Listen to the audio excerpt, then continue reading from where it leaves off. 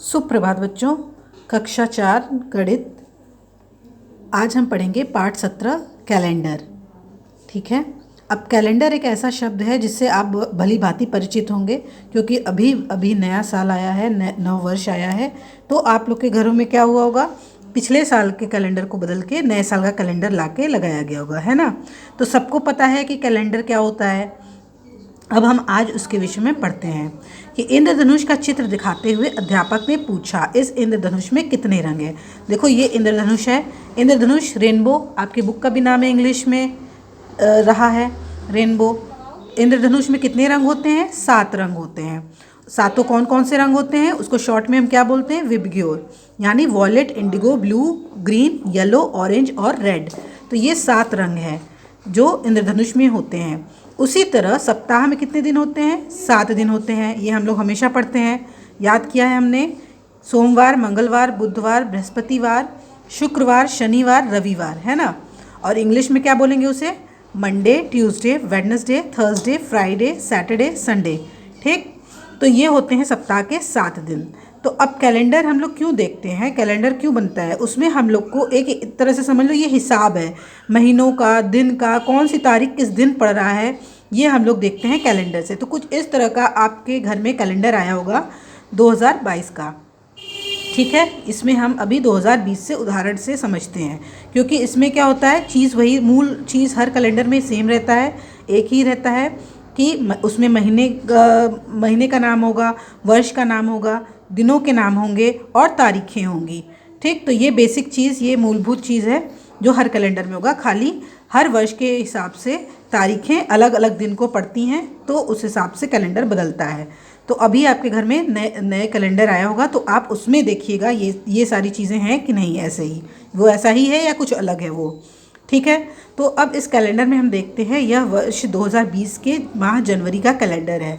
पहला दिन या 1 तारीख को बुधवार है। इसी प्रकार 7 तारीख को मंगलवार है। तो देखो पहला तारीख कब पड़ रहा है? बुधवार को, है ना। यहाँ 1 लिखा है, 1 मतलब पहली तारीख। किस महीने की पहली तारीख? जनवरी महीने की पहली तारीख। किस वर्ष की पहली तारीख? 2020 की पहली तारीख। यानी 2020 की जनवरी की पहली तारीख किस दिन पड़ रही है? बुधवार को पड़ रहा है। ठीक है, ये बुधवार को है। फिर 7 तारीख मंगलवार को है, यानी 2020 के जनवरी माह का 7 तारीख किस दिन है? 7 तारीख मंगलवार को। कैसे हमें पता चला? क्योंकि इसके ऊपर क्या लिखा है? इसके ऊपर मंगल लिखा है, यानी मंगलवार। 1 तारीख के ऊपर क्या लिखा था? बुध लिखा था, यानी बुधवार। तो 7 तारीख के ऊपर मंगलवार लिखा है, यानी ये 7 तारीख कब पड़ रहा है? मंगलवार को पड़ रहा है। ठीक है। हमने देखा कि इस कैलेंडर में किसी निश्चित तारीख वाले दिन को जानने के लिए तारीख के स्तंभ के ऊपर लिखे दिन को देखते हैं। तो यही बात अभी हम लोगों ने कही कि हम लोग को ऊपर ये जो लिखा है, जो दिन लिखे हैं उसको देखना होगा। जैसे अब यहाँ पे लिखा है कि 4, 11, 18, 25 तारीख को शनिवार है। तो शनिवार है ना, देखो 4, 11, 18, 25, ये 4 तारीखें जो हैं वो किस दिन पड़ रही हैं? वो पड़ रही हैं शनिवार को। ऊपर हम लोग को देखना है दिन वाले खाने में। ये जो खाने हैं बॉक्स है, ये क्या है? ये दिन का है। तो ये जो हमने देखा 25, 18, 11, 4, ये कब पड़ रहा है? शनिवार को। या ये हम कह सकते हैं कि इस महीने जो तारीखें शनिवार को पड़ रही हैं वो 4, 11, 18 और 25 हैं। ठीक है। अब हम आगे देखते हैं, स्वयं करो। जनवरी 2020 का कैलेंडर देखो और प्रश्नों का उत्तर दो। तो अभी हम आपको उदाहरण के रूप में जनवरी 2020 के कैलेंडर के हिसाब से आपको बतला रहे हैं। आप 2022 के हिसाब से देखिएगा, जो नया कैलेंडर आपके घरों में आया होगा। 19 जनवरी को कौन सा दिन होगा? तो 19 जनवरी को देखिए कौन सा दिन है। तो 2020 में 19 जनवरी कब पड़ रहा था? रविवार को। देखो ये 19 लिखा है, यानी 19 तारीख। और ये कब पड़ रहा था? रविवार को पड़ रहा था। ठीक है। तो ऐसे ही आप देखिए कि 2022 में 19 जनवरी किस तारीख को किस दिन पड़ रहा है। फिर जनवरी माह में कितने रविवार हैं? अब ये जनवरी माह है, इसमें हमको देखना है कितने रविवार हैं। तो रविवार कहाँ लिखा है? यहाँ लिखा है। तो इसमें हम देखेंगे कि कौन कौन सी तारीख पड़ रही है, यानी 5, 12, 19, 26, ये 4 तारीखें रविवार को पड़ रही हैं। यानी जनवरी माह में कितने रविवार पड़ रहे हैं? 4 रविवार पड़ रहे हैं। ठीक है। अब देखिए जनवरी माह की अंतिम तारीख पर कौन सा दिन होगा। तो यहाँ देखिए जनवरी माह की अंतिम तारीख को कौन सा दिन होगा? अंतिम तारीख क्या है जनवरी में? 31। तो 31 को कौन सा दिन है? ऊपर देखिए शुक्रवार। ठीक। 31 तारीख को क्या है? शुक्रवार है। जनवरी माह के आखिरी तारीख कौन सी है, 31, तो वो किस दिन पड़ रहा है, शुक्रवार को। ऊपर हम देखेंगे दिनों वाले कॉलम में, ठीक है। इस तरह से आप इसको 2022 के कैलेंडर में देखिएगा। दूसरे सोमवार को कौन सी तारीख है, तो 2020 में दूसरा सोमवार। तो पहला सोमवार, पहले तो देखिए सोमवार कहाँ लिखा है, यहाँ लिखा है, यानी ये सोमवार है। और पहला सोमवार को क्या है, 6 तारीख है, लेकिन हमें पता क्या करना है, दूसरा सोमवार। तो दूसरा सोमवार क्या है, 13 तारीख। तो 13 तारीख यानी दूसरा सोमवार है जनवरी माह में। तो यहाँ पे उत्तर क्या होगा, 13 तारीख, ठीक है। तो ये चारों प्रश्न के उत्तर आप 2022 के कैलेंडर में ढूंढिएगा। आओ जाने कैलेंडर की विशेष बातें। अब हर कैलेंडर की कुछ मूलभूत विशेष बातें होती हैं, जैसे कि कुछ तारीखें लाल रंग से दिखाई जाती हैं। वो कैसी तारीखें होती हैं, वो अवकाश की तारीखें होती हैं। जैसे रविवार, रविवार को क्या होता है, आमतौर पे हम लोग मंडे से सैटरडे तक तो स्कूल जाते हैं, लेकिन संडे को क्या होता है, छुट्टी होती है, अवकाश होता है। इसलिए कैलेंडर में रविवार के दिन अवकाश होता है, इसलिए वो लाल तारीख से दिखाई जाती हैं। देखिए यहाँ पे रविवार के दिन, जो चारों दिन रविवार को पड़ रहे हैं, उसको लाल रंग से दिखाया गया, यानी ये जो है अवकाश के दिन है। तो अपने कैलेंडर में भी देखिएगा कि रविवार के दिन को लाल से दिया गया है कि नहीं, ठीक है। फिर देखिए विशेष दिवस, त्यौहार व पर्वों को भी लाल रंग से दिखाया जाता है। तो विशेष दिवस मतलब 15 अगस्त हो गया, 26 जनवरी हो गई और 2 अक्टूबर हो गई। तो ये डेट क्या है, ये 3 दिनांक क्या है, विशेष दिवस हैं, ये जो है राष्ट्रीय पर्व हैं। तो यहाँ पे क्या है, उस दिन भी लाल रंग से दिखाया जाएगा तारीख को। और कोई त्यौहार अगर पड़ रहा है, होली, दीपावली, दशहरा, ईद, क्रिसमस, बैसाखी या कोई भी त्यौहार पड़ रहा है, तो उस दिन भी वो लाल रंग से दिखाया जाएगा, यानी कि वो अवकाश का दिन होगा। या हो सकता है स्कूल में फंक्शन भी होते हैं, लेकिन उसको लाल रंग से विशेष दिवस को और पर्वों को दिखाया जाता है। जैसे यहाँ देखिए, यहाँ तो 26 जनवरी जो है विशेष दिवस, वो रविवार को ही पड़ रहा है, इसलिए लाल दिखा दिया गया। लेकिन यहाँ देखो 14 जनवरी जो है वो क्या होता है, मकर संक्रांति होती है, खिचड़ी का दिन। तो ये भी एक त्यौहार है, एक पर्व है, इसलिए 14 तारीख को लाल से दिखाया गया है, ठीक है। तो इसी तरह आप कैलेंडर में देखिए कि अवकाशों को, त्योहारों को क्या लाल रंग से दिखाया गया है, जो आपके पास कैलेंडर है, ठीक है। फिर उसके बाद दिए गए जनवरी 2020 के कैलेंडर में देखो और जानो। तो ये आप 2022 के कैलेंडर में देखेंगे कि 1 जनवरी जो नव वर्ष है वो किस दिन पड़ रहा है, 14 जनवरी को मकर संक्रांति है, 26 जनवरी को गणतंत्र दिवस है। तो आप जनवरी 2022 का कैलेंडर खोलिएगा और पहले महीने जनवरी का उसमें देखिएगा कि कौन कौन से त्यौहार पड़ रहे हैं, कौन कौन से अवकाश के दिन हैं, कौन कौन से विशेष पर्व हैं, ठीक है, विशेष दिवस। फिर महीनों में दिनों की संख्या। अब एक महीने में आम तौर पे हम लोग बोलते हैं 30 दिन होता है या 31 दिन होता है, लेकिन हमें पता कैसे चले कि कौन से महीने में 30 दिन होते हैं, कौन से महीनों में 31 दिन होते हैं। और फरवरी में तो 28 ही दिन होता है। तो इसको जानने का एक ट्रिक है, ये हाथ से आप देखिए बतलाया गया है कि यहाँ से आप शुरू कीजिए। जो उठा हुआ भाग है, जो ज़्यादा उठा हुआ भाग है, उसमें ज़्यादा दिन होंगे, और जो कम है उसमें कम दिन होंगे। तो जैसे यहाँ ज़्यादा वाला जो भाग है उसमें ज़्यादा दिन है। जनवरी में कितने दिन होते हैं, 31 दिन होते हैं। ज़्यादा हो, देखो यहाँ 31 दिन है ना, तो जनवरी में ज़्यादा जो उठा हुआ भाग है वो उसमें ज़्यादा दिन होंगे। फिर यहाँ पे देखो कम हो गया, तो यानी यहाँ कम दिन होगा फरवरी में। फिर देखो उठ गया उंगली पे, तो यानी ज़्यादा उठा हुआ है इसलिए ज़्यादा दिन होंगे, यानी मार्च में। फिर अगला जहाँ वो कम हो गया, गड्ढा हो गया थोड़ा सा ना, ऐसे कम ऊंचा है, तो यहाँ पे कम दिन होंगे, अप्रैल पड़ेगा। तो इस तरह से हम हाथ पे भी देख सकते हैं कि गिन सकते हैं। ये एक ट्रिक है कि आपको याद रहे। तो इस तरह से हमको 12 महीने को नाम तो याद है सही क्रम में, जनवरी, फरवरी, मार्च, अप्रैल, मई, जून, इस तरह से जुलाई, अगस्त, सितंबर, अक्टूबर, नवंबर, दिसंबर, ये क्रम तो हमें याद है। अब इसी क्रम को हमको इस तरह से हाथ पे बैठाना है अपने। तो शुरू कहाँ से करेंगे, जो ज़्यादा उठा हुआ भाग है, जैसे ये अगर हाथ है तो इसमें यहाँ से जो उठा हुआ हिस्सा है ना, और फिर थोड़ा गहरा हिस्सा है, फिर उठा हुआ हिस्सा है, फिर देखो गहरा हिस्सा है, फिर उठा हुआ है, इस तरह से है। तो अपने हाथ को देखिएगा और उसमें देखिए आप समझ जाएंगे। और यहाँ पे आपको क्या करना है, यहाँ पे उठे हुए भाग के बाद फिर से वापस से अपने इस उठे हुए भाग को ही लगाना है। क्यों, क्योंकि जुलाई अगस्त जो है वो दोनों में 31 तारीख होती हैं। तो ये जो यहाँ पे जब है, वापस से आप अंगूठा जो है नीचे करके ये उठे हुए भाग को लगाएंगे, ठीक है। इस तरह से जो उठा हुआ भाग है इसको लगाएंगे। तो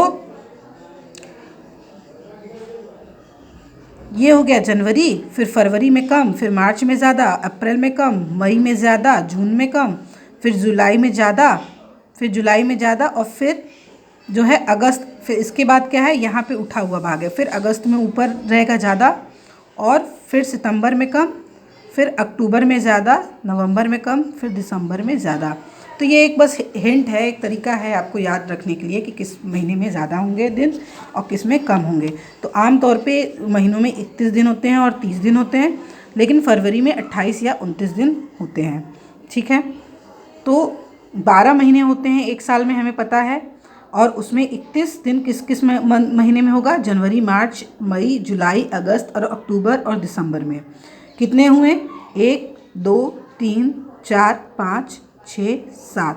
ठीक, 7 महीने ऐसे हैं जिसमें 31 दिन पड़ते हैं महीने में। जैसे यहाँ पे अगर आप देख के करेंगे तो फिर यहाँ पे देखिए जनवरी, मार्च, मई, जुलाई, अगस्त, अक्टूबर और दिसंबर। तो यहाँ पे भी 7 महीने हैं जो जिसमें 31 दिन होंगे, और 30 दिन किसमें होंगे? 30 दिन किसमें होंगे? जो नीचे हिस्सा है, फरवरी नहीं, मतलब फरवरी में तो 28 या 29 होंगे। यहाँ पे देखते हैं, ये अप्रैल, फिर यहाँ जून, फिर यहाँ पे सितंबर, फिर ये देखो नवंबर। ठीक है, इस तरह से। कितने महीनों में दिनों की संख्या 31 होती है? तो अभी हम लोगों ने देखा 7 महीनों में 31 दिन होते हैं। फिर अप्रैल, जून, सितंबर, नवंबर, ये जो 4 महीने हैं इसमें कितने दिन होंगे? इसमें 30 दिन होंगे। दशक तथा शताब्दी वर्ष, तो दशक और शताब्दी वर्ष कैसे हम लोग? एक दशक बराबर कितना? 10 वर्ष, मतलब 10 वर्ष को हम एक दशक भी कह सकते हैं, और 100 वर्षों को हम एक शताब्दी कह सकते हैं या कहते हैं। तो एक दशक बराबर 10 वर्ष, एक शताब्दी मतलब 100 वर्ष। तो इतिहास में अक्सर आप देखेंगे कि हम इस तरह की संख्याएं पढ़ते हैं, तो उसका क्या मतलब होता है? ये शताब्दी होते हैं, क्यों? जिसमें एक हिंट भी दिया है कि जिनके अंत में 2 बार शून्य हो, डबल ज़ीरो हो, वो शताब्दी वर्ष होते हैं। जैसे ये देखो 1700, फिर 1800, 1900 और 2000, ये सब क्या है? ये सब शताब्दी वर्ष हैं। 100 वर्ष पूरे हो रहे हैं। जैसे 1700 में आप देख लीजिए, 1700 में 100 जोड़ेंगे, शताब्दी में 100 वर्ष होता है ना, तो 100 जोड़ लिया हमने, तो कितना आएगा?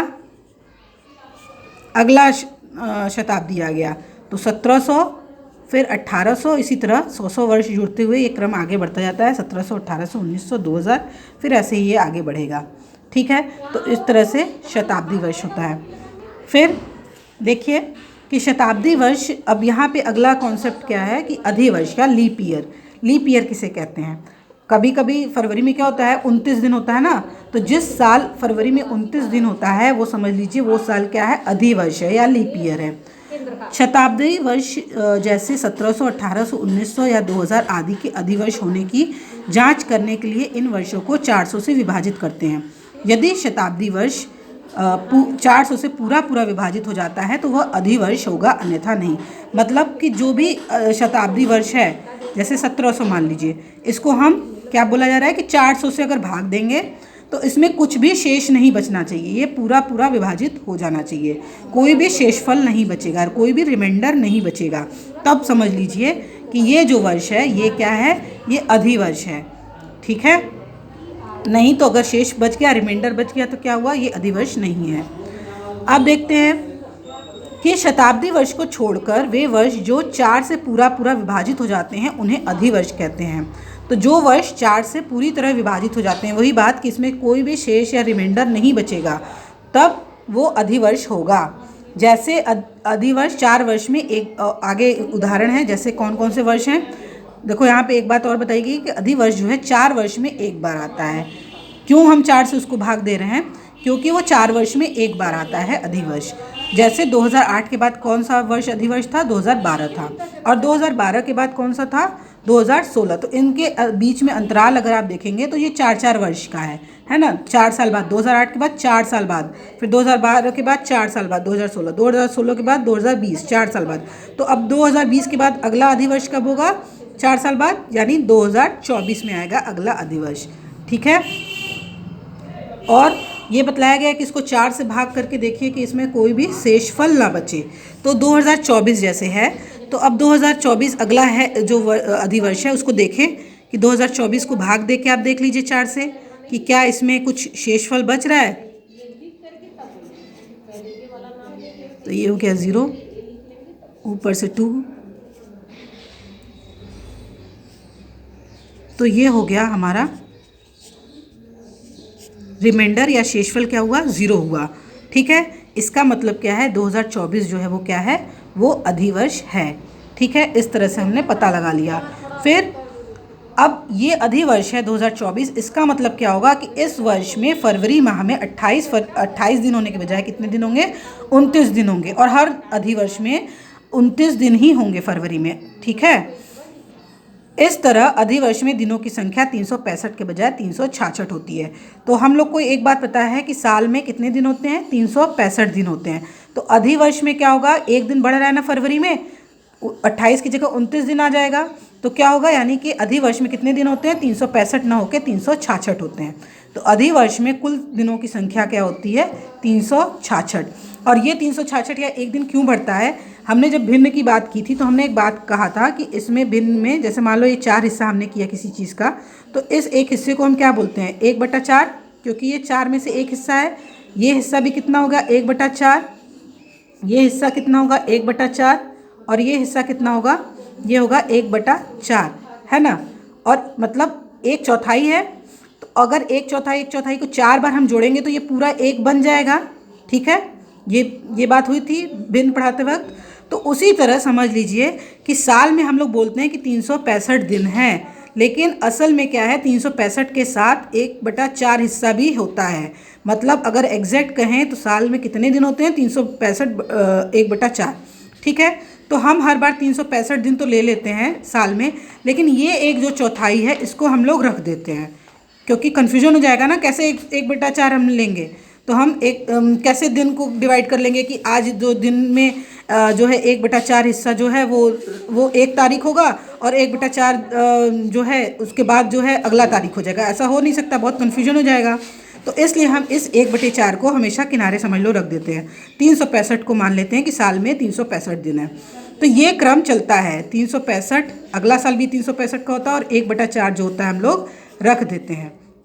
फिर अगला साल भी 365 चलता है, और उसके साथ जो 1/4 होता है उसको हम लोग साइड में समझ लो रख दिए। लेकिन ये जो 3 बार हमने ये किया, और चौथे साल में भी क्या होता है, 365 होता है, और उसके साथ भी 1/4 होता है ना। अब हम क्या करेंगे कि हम ये 1/4 जो 3 बार का था, और प्लस ये इस साल वाला 1/4, इन तीनों को जोड़ेंगे। तो 1/4 को अगर हम 4 बार जोड़ देंगे, 4 बार जोड़ेंगे, क्योंकि 4 साल चौथे साल पे वो पूरा हो जाएगा ना। यहाँ पे 4 रहेगा, लिख नहीं पा रहे हैं यहाँ पे, समझ लो यहाँ पे क्या है, 1/4 है। ठीक है, तो ये जो हर बार का मेरा 1/4 था, ये मिल के क्या हो जाएगा, एक पूरा दिन बन जाएगा ना। ये जो भिन्न के वक्त हमने बात किया था, ये हर साल का 1/4 रखा जा रहा है, तो ये रख दिया, तो एक चौथे साल में क्या होगा, ये पूरा 1 हो जाएगा, एक संख्या हो जाएगी कंप्लीट। तो वो एक जो कंप्लीट हो रहा है वो हम चौथे साल में ही उसको जोड़ दे रहे हैं, ताकि और हमें उसको कैरी फॉरवर्ड ना करना पड़े। तो ये 365 1/4 की जगह ये हो जाएगा 366 चौथे साल में। यहाँ वाले इस वर्ष में इसको हम 366 कर देते हैं, पिछला 1/4 जोड़ के तीनों साल का, और इस साल का 1/4 जोड़ के यहाँ पे हम 366 कर देते हैं। अब समस्या ये है कि ये एक दिन जो बढ़ा वो हम कौन से महीने में लिखेंगे। हर एक महीने में 30 दिन 31 दिन है, लेकिन देखो फरवरी में 28 ही दिन था। हाँ, सामान्यतः सब में 30-31 दिन है, लेकिन फरवरी में सबसे कम दिन है, तो ये एक दिन हमने फरवरी में जोड़ दिया और उसको 29 दिन का बना दिया। इससे बाकी जो महीने हैं जिसमें 30-31 दिन है उसमें कोई भी परेशानी नहीं हुई, वो वैसे के वैसे है, बस फरवरी में एक दिन बढ़ जाता है। ठीक है, तो अब देखिए यहाँ पे 2012, 2014, 2016, 2018 ये वर्ष दिए गए हैं, जिसके फरवरी माह में दिनों की संख्या बताई गई है कि 28 दिन 29 दिन, मतलब 2014 में 29 दिन पड़ा था, 2018 में फरवरी में 29 दिन था। ठीक है, तो इसका मतलब जिसमें 29 दिन है वो क्या है, वो अधिवर्ष है। ठीक, 2014 में 29 दिन है, मतलब ये क्या हुआ, ये अधिवर्ष हुआ। 2018 में 29 दिन है, मतलब ये क्या हुआ, ये अधिवर्ष हुआ, क्योंकि इसमें एक दिन ज़्यादा है। ठीक है, तो ये हो गया अधिवर्ष। अब देखिए समझो और पूरा करो। 2001 में बतलाया गया कि 28 दिन है और 365 दिन है। 2004 में क्या हुआ, 366 दिन है। तो यहाँ हमें देखते ही पता चल गया कि 366 दिन है, मतलब एक दिन अधिक है। तो वो एक दिन क्या होगा, वो कहाँ जाएगा, वो फरवरी में जाएगा। तो हमने फरवरी में जोड़ लिया, इसको हमने 29 बना लिया। फिर देखो 2007 में क्या है, 28 दिन है। तो 28 दिन है मतलब एक्स्ट्रा नहीं है, तो यानी नॉर्मली जो हम लोग करते हैं 365 दिन, तो 365 दिन हमने लिख दिया। ठीक, अब ये बोल रहा है 2020 और 2024 का ही बतलाइए। तो आप जो है इसी तरह जैसे हम लोगों ने यहाँ 4 से डिवाइड करके देख लिया था, वैसे इन वर्ष को डिवाइड 2024 तो हम कर ही दिए, 2020 जो है करके आप देखिए। अगर उसमें शेष बचता है तो इसका मतलब वो अधिवर्ष नहीं है, और हम यहाँ लिख देंगे 365 और यहाँ लिख देंगे 28। लेकिन अगर शेष फल कुछ भी नहीं बचा, वो पूरी तरह से विभाजित हो गया, तो क्या हुआ, इसका मतलब वो क्या हुआ, वो अधिवर्ष हुआ। और अधिवर्ष हुआ तो फिर हम यहाँ पे 366 लिख देंगे और यहाँ पे 29 दिन लिख देंगे। ठीक है, तो ये करके आप देखिए, खुद से फिल करिए, इसको कंप्लीट कीजिए। आओ दिनांक लिखना सीखें। दिनांक मतलब डेट की बात हो रही है, जो हम लोग एक बोर्ड पे, ब्लैक बोर्ड पे या कॉपी में जो डेट डालते हैं वो कैसे लिखते हैं। तो उसमें एक क्रम होता है कि सबसे पहले हम क्या लिखेंगे, दिन के बारे में लिखेंगे। उसके बाद हम बताएंगे कि कौन से महीने का दिन है वो, और उसके बाद दिन और महीने के बाद साल हम लिखेंगे, कौन से वर्ष का है। तो इस तरह से जैसे डेट लिखेंगे तो पहले दिन, फिर माह, फिर वर्ष। तो ये डेट एग्जाम्पल दिया है, तो ये कौन, अगर हम इसको देखें और हमें बताना हो कि बताओ ये क्या, कौन सा डेट है, तो हम क्या बोलेंगे, ये 11, वैसे पढ़ने को तो 11 और 1 है, माह 1 है, तो यानी पहला महीना क्या है, जनवरी। तो 11 जनवरी 2019। आज का डेट क्या है, आज है 25 जनवरी 2022। तो हम इसको कैसे लिखेंगे, सबसे पहले डेट लिखेंगे 25, फिर लिखेंगे महीने, मंथ कौन सा है, महीना कौन सा, पहला महीना है, इसलिए मैंने पहला 1 लिख दिया, और उसके बाद वर्ष लिख दिया 2022। तो ये आज की तारीख हो गई कि 25 जनवरी 2022। सबसे पहले हम डेट लिखेंगे, उसके बाद मंथ लिखेंगे, पहला महीना इसलिए 1 लिख दिए, और 2 डिजिट में लिखते हैं इसलिए 0 यहाँ लिख दिया हमने, और उसके बाद 2022। कहीं कहीं पे आपको ऐसे ऑब्लिक भी दिख जाता है, तो वो भी सही है, चाहे इस तरह से चाहे इस तरह से आप लिखिए। अब इस पार्ट में हमने क्या सीखा कि 4 से विभाजित होने वाले वर्ष अधिवर्ष कहलाते हैं या लीप ईयर कहलाते हैं इंग्लिश में। अधिवर्ष 4 वर्ष में एक बार आता है। अधिवर्ष में फरवरी में 29 दिन होता है, बतलाया अभी, एक एक्स्ट्रा बढ़ जाता है फरवरी में, अतः इसमें 366 दिन होता है। तो एक बढ़ेगा, तो पहले से ही 365 दिन होते थे साल में, जब एक दिन बढ़ जाएगा तो 366 दिन हो ही जाएगा। तो इस तरह से हमने इस पार्ट में ये सारी चीज़ें सीखी। कैलेंडर देखना सीखा। तो मुख्य रूप से आपको करना क्या है कि आप कैलेंडर देखना प्रैक्टिस करिए, और डेट, उसमें जो तारीख है, महीने हैं, साल हैं, ये सारी चीज़ों को, अवकाश हैं, जो विशेष पर्व त्यौहार हैं, उन सबको क्या है, देखिए, आप पता करिए कि कैसे वो देखा जाता है। अब हम आते हैं अभ्यास प्रश्नों पर। अभ्यास प्रश्नों में अक्टूबर माह में कितने दिन होते हैं, तो ये हमने अभी पीछे आपको बतलाया है। अब आप खुद से देखिए कि अक्टूबर माह में कितने दिन होते हैं। वैसे तो 31 दिन होते हैं, सामने दिख ही रहा है। फिर उन महीनों के नाम लिखो जिसमें 30 दिन होते हैं।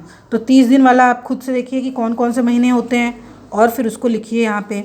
फिर वर्तमान वर्ष के नवंबर माह का कैलेंडर बनाओ। 21 नवंबर को कौन सा दिन होगा, तो ये आप खुद से करिए, ठीक है, ये होमवर्क है। फिर वर्तमान वर्ष में कुल कितने रविवार पड़ेंगे, तो हमने 2021 का ये बनाया हुआ है, आप 2022 का बनाइएगा। तो जैसे हमने उस वर्ष में, हम उदाहरण के लिए आपको बता रहे हैं, 2021 में जनवरी में कितने रविवार थे, 5 थे, फरवरी में 4 रविवार थे, फिर मार्च में 4 रविवार थे, फिर अप्रैल में 4 थे, मई में 5 थे, जून में 4 थे, जुलाई में 4 थे। इस तरह से हम काउंट करेंगे कि हर महीने में कितने रविवार पड़ रहे हैं, और फिर सारे मंथ के रविवार को हम काउंट करके लिखेंगे, और फिर टोटल कर देंगे। तो लास्ट में उस वर्ष 2021 में कितने संडे थे, कितने रविवार थे, 52 थे। तो अब इसी तरह आप 2022 में आप करिए, ठीक है। फिर वर्ष 2019 के बाद कौन से 3 वर्ष अधिवर्ष होंगे, 2019 के बाद बोला जा रहा है, तो हम पहले लिख लिए यहाँ पे 2019 के बाद 2020, 21, 22, 23, 24, और इसी तरह हमने क्रम लिख लिया, ठीक है। अब कैसे हम जानेंगे कि ये अधिवर्ष है कि नहीं, 4 से भाग देंगे, बताया गया है पाठ में। तो 4 से भाग दीजिए, 2020 को 4 से हमने भाग दिया, तो वो पूरी तरह से विभाजित हो गया। 505 आया, पूरी तरह से विभाजित हो गया, कोई भी शेषफल नहीं बचा। इसका मतलब ये क्या हो गया, ये अधिवर्ष है। ठीक है, फिर इसी तरह हमने अगले साल को देखा, 2021 को देखा, 22 को देखा, तो ये पूरी तरह से विभाजित नहीं हुआ। और 22 के बाद 23 को भी देखा हमने, तो ये पूरी तरह से विभाजित नहीं हुआ, उसमें शेष बच जाता है, तो इसलिए ये अधिवर्ष नहीं हुए। 2024 को हमने 4 से भाग दिया तो वो पूरी तरह से विभाजित हो गया, यानी कि ये अधिवर्ष है। वैसे तो आप बिना कैलकुलेट करके भी लिख सकते हैं, क्योंकि हर 4 साल में आता है।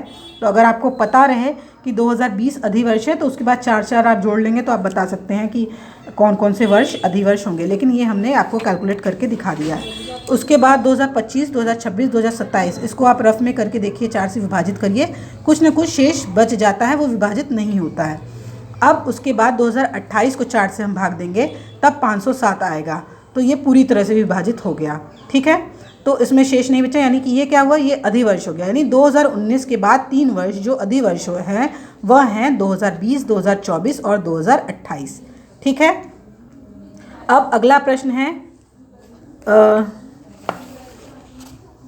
यदि किसी वर्ष की 15 जनवरी को मंगलवार है तो उसी वर्ष के फरवरी माह की पहली तारीख को कौन सा दिन होगा। तो आप इस तरह से एक चार्ट बनाइए कैलेंडर की तरह। ठीक है, ऊपर लिख लीजिए जो भी दिन होते हैं, रविवार, सोमवार, मंगलवार, बुधवार, गुरुवार, शुक्रवार, शनिवार। 15 तारीख को बोला जा रहा है कि मंगलवार है, तो हमने मंगल के नीचे 15 लिख दिया, मंगलवार के नीचे 15 लिख दिया। और फिर मैंने काउंटिंग स्टार्ट की कि और 31 तक होता है जनवरी, तो मैं 31 तक हम काउंटिंग लिख दिए कि 15 के बाद 16, 17, 18, 19, 20, 21, 22, 23, 24, 25, 26, 27, 28, 29, 30 और 31। 31 के बाद क्या होगा, बदल जाएगा, जनवरी के बाद फरवरी आ जाएगा, क्योंकि 32 तो कोई तारीख होती नहीं है, तो हमने 31 के बाद 1 लिख दिया, फरवरी का 1 है, तो ये फरवरी का 1 जब है, जनवरी के बाद फरवरी ही ना आएगा, तो फरवरी का 1 तारीख किस दिन पड़ रहा है, देखो ऊपर, शुक्रवार। तो यानी कि 1 तारीख को फरवरी को क्या होगा, शुक्रवार होगा। ठीक है, फिर 20 फरवरी को कौन सा दिन होगा, तो अब इसी को कंटिन्यू करते हैं। तो यहाँ पे हमने लिखा 2, 3, 4, 5, 6, 7, 8, 9, 10, 11, 12, 13, 14, 15, 16, 17, 18, 19 और ये हो गया हमारा 20 पूछ रहा है, तो हम 20 यहाँ लिखा हमने। हर बॉक्स में क्रमशः डेट आप आगे बढ़ाते जाएंगे जैसे कैलेंडर में होता है। और फिर 20 को हम देखेंगे कौन सा दिन हो रहा है, बुधवार, यानी कि 20 फरवरी को कौन सा दिन होगा, 20 फरवरी को बुधवार होगा। अब हम अगला प्रश्न देखते हैं। जूली अपने मामा के घर गई 13 जून को। ठीक है, यहाँ प्रश्न क्या है कि जूली 13 जून को अपने मामा के घर गई और वापस गई और 3 जुलाई को घर वापस लौटी। जूली अपने मामा के घर कुल कितने दिन रही। तो पहली बात कि जूली अपने मामा के घर गई थी कब, 13 जून को, और वापस कब लौटी, 3 जुलाई को। तो अब हमको क्या करना है, 13 जून से 3 जुलाई के बीच की तारीखों को गिनना है। तो 13 जून को गई थी तो 13 भी हम लेंगे, 13 को वो वहाँ चली गई थी, पहुँच गई थी, तो 13, 14, 15, 16, 17, 18, 19, 20, 21, 22, 23, 24, 25, 26, 27, 28, 29, 30, क्योंकि जून 30 दिन का होता है इसलिए हमने 30 तक लिखा। और फिर जुलाई का स्टार्ट हो जाएगा महीना, तो 1 और 2, क्योंकि 3 को वो क्या हुआ था, 3 को वो वापस आ गई थी अपने घर, यानी वहाँ पे 2 तारीख तक ही थी, तो हम 2 तक ही लिखेंगे। और फिर हम इसको काउंट कर लेंगे कि कितना दिन है। तो कितना दिन है, ये 20 दिन है। इसको काउंट करोगे 1, 2, 3, 4, 5, 6 ऐसे करके, तो ये 20 दिन है। तो यानी जूली अपने मामा के घर कितने दिन रही, 20 दिन रही। अगला प्रश्न देखते हैं, प्रश्न 8। आयुष 20 मई को बनारस अपने बड़े पापा के घर गया और 1 जुलाई को अपने घर वापस आया। यदि 20 मई को रविवार हो तो 1 जुलाई को कौन सा दिन होगा। अब ये आपका होमवर्क है, आप कैलेंडर देखिए और आप खुद उसको कीजिए। ठीक है, ये होमवर्क है। फिर अगला प्रश्न क्या है, इस वर्ष के गणतंत्र दिवस एवं स्वतंत्रता दिवस के दिनांक को लिखो। तो गणतंत्र दिवस का डेट कौन सा होगा, 26 जनवरी, और यहाँ पे हमने 21 में किया था इसलिए ये 21 है। आप क्या लिखेंगे, 26 जनवरी 22, यहाँ पे 22 चल रहा है इसलिए 2022, तो 26 जनवरी 2022 ये होगा गणतंत्र दिवस का डेट। और वो कौन सी तारीख को होगा, इस वर्ष ये कब पड़ रहा है, कौन से दिन, उसको आप कैलेंडर में देखिए यहाँ और यहाँ पे लिखिएगा।